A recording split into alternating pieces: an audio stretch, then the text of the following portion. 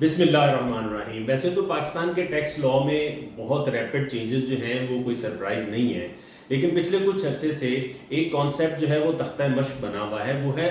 Filer और non filer, यानी active tax payer list और non active tax payer list. आज हम डिस्कस करेंगे, थोड़ा सा बैकग्राउंड को देखेंगे, ये बैकग्राउंड है क्या इस बजट में और उसके बाद क्या चेंजेस इंट्रोड्यूस करवाई गई हैं विच आर अफेक्टिंग बिजनेसेस, और फिर हम कुछ डिस्क्रिमिनेशन के ऊपर भी बात करेंगे जो स्टिल एग्जिस्ट करती है। मेरा नाम आमिर रशीद है, मैं प्रैक्टिसिंग चार्टर्ड अकाउंटेंट। अगर थोड़ा सा बैकग्राउंड की बात करें तो फाइलर और नॉन फाइलर यानी एटीएल के ऊपर जो लोग हैं और नॉन एटीएल के ऊपर जो लोग हैं, इनिशियली उनके रेट्स जो है वो चेंज किए गए थे। यानी गवर्नमेंट का ख्याल ये है कि ज़्यादा से ज़्यादा लोगों को टैक्स नेट में आना चाहिए, tax to GDP ratio improve होनी चाहिए। तो जो लोग टैक्स लिस्ट के ऊपर अपीयर नहीं होते थे, उनके विदहोल्डिंग के जो टैक्स रेट्स थे वो इंक्रीज कर दिए गए थे और कुछ और साथ पेनल्टीज इंट्रोड्यूस करवाई गई थी। उसके अलावा लॉ के अंदर इस रेफरेंस से एक लेकुना भी एग्जिस्ट करता था। वो ये था कि एक शख्स जिसने अपना बिजनेस जो है वो register he financial year and होने के बाद करवाया है,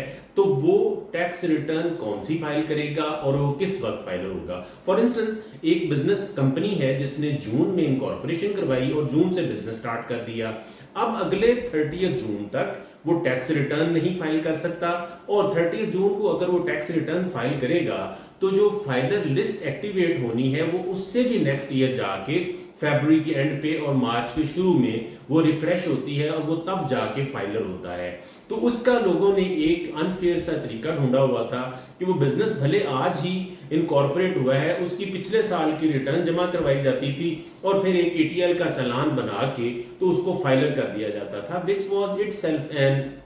अनएथिकल प्रैक्टिस। लेकिन कोई सोल्यूशन नहीं था। इस बजट में गवर्नमेंट ने लेट फाइलर का भी एक कॉन्सेप्ट इंट्रोड्यूस करवाया और ऑलमोस्ट एक स्लैब से बना दिए गए हैं कि फाइलर का ये रेट है, लेट फाइलर का ये रेट है और नॉन फाइलर का ये रेट है। बजट के बाद भी गवर्नमेंट ने कुछ चीज़ों को ठीक करने की कोशिश की है फेडरल बोर्ड ऑफ रेवेन्यू में। उसमें उन्होंने एक लैकुना तो ये रिमूव कर दिया कि अगर कोई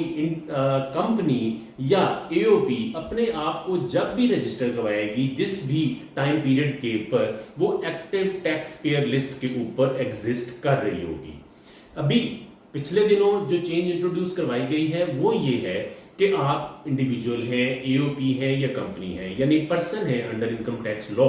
तो आप अगर तो ड्यू डेट के अंदर टैक्स रिटर्न जमा करवाते हैं तो आप जैसे ही टैक्स रिटर्न जमा करवाएंगे, आप अगर प्रीवियस फाइलर नहीं है तो ड्यू डेट के अंदर टैक्स रिटर्न जमा करवाते ही उसी वक्त जो है वो सेम नाइट को, जो कि वीकली कहा गया था, अब एवरी नाइट जो है वो एटीएल की लिस्ट रिफ्रेश होगी and you might be on the active tax payer list the next day. अगर आप ड्यू डेट में रिटर्न जमा नहीं करवा सके तो आप साथ रिटर्न जमा करवाएंगे और साथ एटीएल का चालान जमा करवाएंगे। इंडिविजुअल के केस में 1000 और एओपी और कंपनी के केस में 20,000, तो आप the next day active tax payer list के ऊपर आ जाएंगे। तो ये तो बहुत वेलकमिंग चेंजेस हैं जो इंट्रोड्यूस करवाई गई हैं, लेकिन इसके बावजूद भी लॉ में अभी भी मैं समझता हूं एक डिस्क्रिमिनेशन अराइज हो गई हुई है। वो ये कि कंपनी और पार्टनरशिप यानी एओपी को ये अलाउ किया गया है कि वो जब इनकॉर्पोरेट होगी तो उसको एक्टिव टैक्स पेयर लिस्ट के अंदर एज्यूम किया जाएगा और वो एग्जिस्ट करेगी। क्वेश्चन ये अराइज होता है कि अगर एक इंडिविजुअल एक बिजनेस स्टार्ट करता है और इंडिविजुअल जो बिजनेस स्टार्ट करता है, क्या वो भी उस डेट से एक्टिव टैक्स पेयर लिस्ट के ऊपर मौजूद होगा या नहीं? ये एक डिस्क्रिमिनेशन है इंडिविजुअल के लिए कि कंपनी और एओपी अगर इनकॉर्पोरेट होती हैं तो वो आज की डेट से ही एक्टिव टैक्स पेयर लिस्ट के अंदर मौजूद हैं, वो अगले साल अपनी टैक्स रिटर्न जमा करवाएंगी और अगर वो जमा नहीं करवाती तो फिर वो एटीएल से रिमूव हो जाएंगी। लेकिन इंडिविजुअल को इस कैटेगरी में अभी शामिल नहीं किया गया। तो सबसे पहले तो ये एक डिस्क्रिमिनेशन रिमूव करने की जरूरत है कि इंडिविजुअल भी अगर कोई बिजनेस स्टार्ट करता है, वो बिजनेस रजिस्टर करवाता है, बिजनेस की एक्टिविटी स्टार्ट करता है, तो उसको भी उस डेट से एक्टिव टैक्स पेयर लिस्ट के अंदर मौजूद होना चाहिए जिस डेट से वो बिजनेस एक्टिविटी स्टार्ट करता है, same in line with company और पार्टनरशिप्स।